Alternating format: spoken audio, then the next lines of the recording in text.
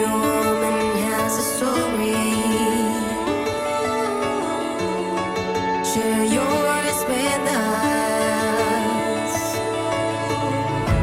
This is the woman's world.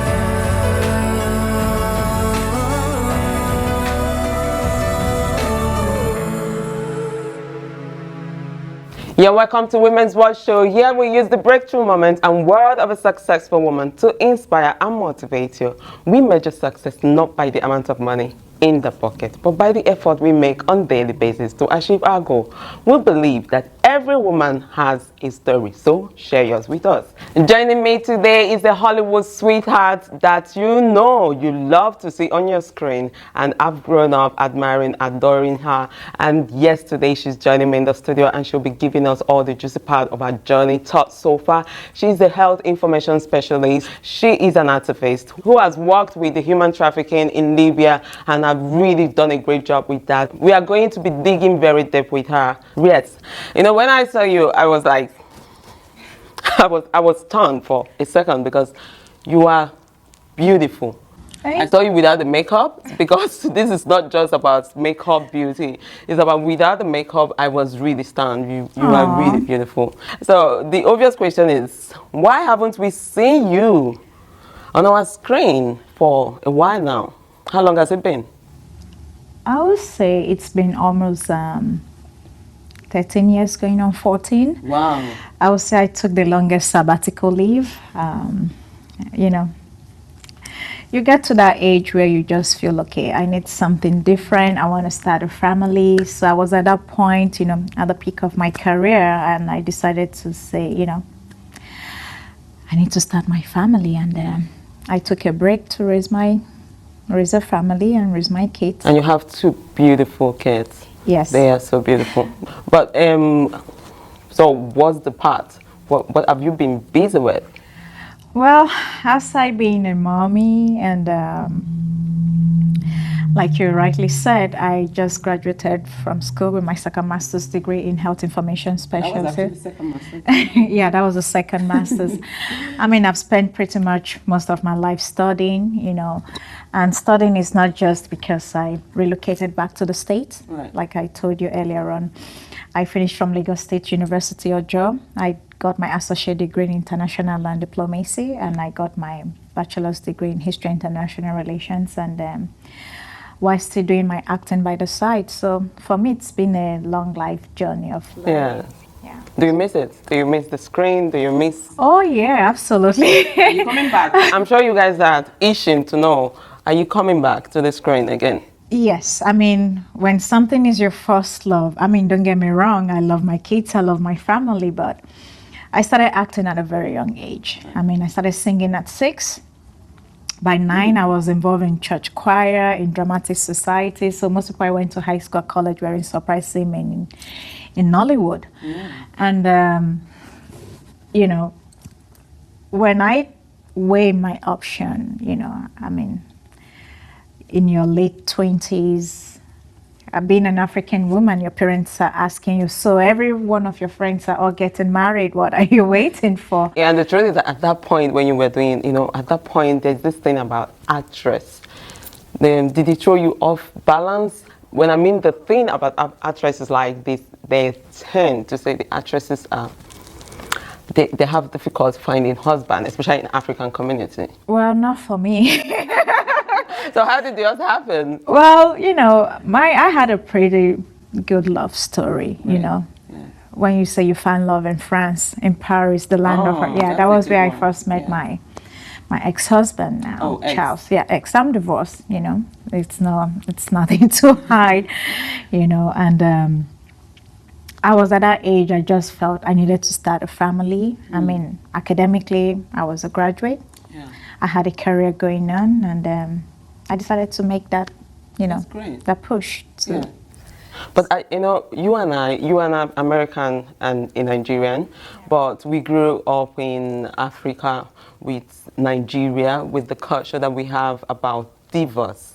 How has that affected your career? As in, does it have anything to do with your person, or you know, Do you think when you come back to the industry, will they accept it with open arms because you're divorced? Will it have anything to do with Well, that? like you rightly said, where we come from, divorce is something people frown out. Exactly. It's not part of our culture. Not because it's not happening. I mean, some parents will separate and they go. But, you know, I won't say times or trends are changing. Like you said, I was married to a Nigerian who was also an American, and I have dual citizenship too as an American. I don't believe, or I don't belong to that school of thought that believe, you know, if marriage is a do or die affair, if it's not working, it's not working. When people fall apart, they fall apart. When people grow out of love, they grow out of love. And I think we were at that point, you know, we grew apart and everybody had to say goodbye and try our possible best to be good parents to the kids. So I don't think, well, it was hard, you know, at 30. I like that you're saying it. I mean, it takes me so much to want to talk about it personally, you know, but I would like to say to young women there, especially you and I come from a culture whereby if anything goes wrong in a relationship, the woman is to be blamed. You're not good a woman enough, you're not good a wife enough. No, it takes two to tango. And I say to people, seeing the rate of you know, suicide or homicide going on, women being killed, all in the name of I have to be married, I have to, no. And endure. No. Yeah. I'm an advent believer that if you're in a toxic relationship or you're in an abusive relationship, and you want to use your children as a yardstick to remain in that relationship, you're doing your children a disservice and to yourself, because kids learn from what they see. So if you're hanging in there that, okay, I'm staying, I'm going to tolerate because of my children, you're damaging your children. If you have sons, you're either giving them the impression it's okay to watch a man abuse a woman. And if you have daughters, you're giving them the impression that, okay, even if my husband, no. What are you saying? Were you abused in your marriage? No, I mean, my situation was unique. Right. It's always been unique. Pressure from every angle. You know, being a showbiz girl, there's always this connotation that every guy in showbiz is a straight ocean. Let me use it that way. So, and you know where we come from in Africa, it takes a village to marry someone. So you don't.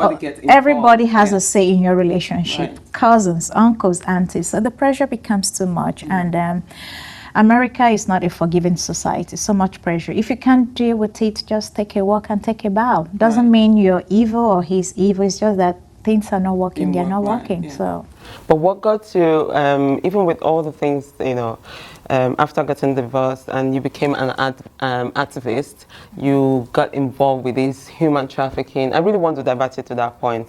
So tell me about this, you know, the campaign that you did about Libya human trafficking. What about it? What pushed you to get involved in it? You know, it actually happened. I was in Denmark last year, December. I went to do some certain stuff. Yeah, I'm away actually. in Germany. So I came to visit some of my friends here in Denmark. And I saw the news. I think it was a CNN reporter reporting from Libya. She didn't just say, you know, you have people being sold into slavery. Her words were, Nigerian youths were being sold into slavery. And I'm like, oh no. These are my people. This hits home for me.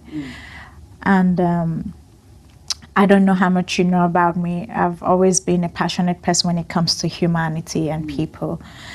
You know, I couldn't wrap my head around it that we come from an oil-rich country like Dubai, Bahrain, and other countries. And you and I go there to go do vacation, and we see how beautiful. We are not producing anything different from what you're producing, but the level of corruption and injustice and nepotism going on back home has left our youth and people in abject poverty. Like, you know, we're not lazy. No. Nigerians are not lazy. No. But there's hunger in the land, and the quest to look for or seek for a greener pasture, people are ready to take that deadly voyage to go look for, you know, cross into Europe. So I couldn't wrap my head around modern day 21st century, A human being like me is being sold for $500. Meanwhile, I see our senators, I see our presidents, I see everybody flying private jet, buying Bentley, living lavishly in Miami, buying tons, and I'm like, why can't you use the same resources? Because I read your comments, I read your campaign, and I was like, okay, those were strong ones. I wanted to hold my president, President Buhari, accountable. I wanted to hold the Senate president accountable. For how long are we going to keep depending on foreign aids, United Nations or UNICEF to come to our aid, where we have everything within our reach to better our economy? If we have a thriving economy that it's sustainable, that works for everybody, I don't see why anybody in their rightful senses will want to cross the Sahara Desert, jump into boats or ship just to cross to Europe. It's out of frustration. That is it. It's hunger. There's hunger in the land. So I couldn't watch it. I broke down. I just said, you know what? I'm going to take everything in me to create this awareness. And luckily for me, by the time I started pushing it out there's this other lady, I'm sure you know, Amara Kano, whose husband used to be the ex-footballer for Manchester or Arsenal, Kano Wankwo. So she reached out to me, and we started pushing this. And by the time we know it, like they would say, it caught fire. The whole of Hollywood, the whole of Bollywood, everybody started saying, stop slavery. And by the time United Nations woke up to it. So it just took one voice. And I couldn't be more humble that those tears I shed making those videos, that how come touch hearts of millions, not just Nigeria alone, the whole of Africa. Since then, I had people writing me, calling me, and I got hints from people who went through the same ordeal, and successfully or luckily for them, they were able to get to the shores of Italy, and they said, Gina, this is what we went through. And actually, that brought me to our topic of the day, which is sex trafficking. When you say that some girls go to the shore of Italy, and this is a passionate one, because I just saw a video some days ago in Denmark. They did a documentary about some girls in Italy that were, that walked through the Sahara to come to Europe, and they pay, actually, to be precise, 225,000 Danish kroner. And if you change it to local currency, that's a lot of money. You're talking about over 10 million naira, the Nigerian money. And that's the money they pay to walk this path to come for a greener pasture. So that brings me to the topic of the day. We say sex trafficking. Where do we even start? Where would you start? With your platform, what would you do as an activist? What would you do? If you're following United Nations, you will know it's one of the hottest topic. Sure. Human trafficking. It's not limited to just Nigeria or Africa. Even there in America, you have all the coyotes who smuggle girls from Latin America into America. So it's not peculiar to Africa. But unfortunately, gone are those days we used to think they just go to some village, give them money, they come. Girls are voluntarily giving themselves up. Like I said, from the Nigerian perspective, it is poverty and hunger. And desperation. Because they all live in the state of hopelessness. And like you said, they paid up to 200,000 Danish kroner. Yeah. That's a lot of money. That's a lot. And you ask, why won't you take that same money and put into the economy and produce things or become an entrepreneur, start off a small business? It's because they believe that the land is greener. I would differ. I would differ. I'm a small business owner in Nigeria. I don't know if I told you. I own poultries where I breed fishes, chickens. I live in America. I have farms in Nigeria. It is frustrating, the cost of production. What makes a society an advanced society is electricity power. As hot as Africa is, we don't have alternative means of energy. We don't have electricity. We're Nigerians, we don't. So if I'm a hairdresser or I'm a makeup artist, I need electricity. Right. For me to get electricity, I need a generator. Yeah, but you know, It's a problem. I know it is a very difficult one. But who are the ones that brings these girls to Europe, to Our US? fellow Nigerians. I'll bring it down to the madams, but we will continue that right after this break.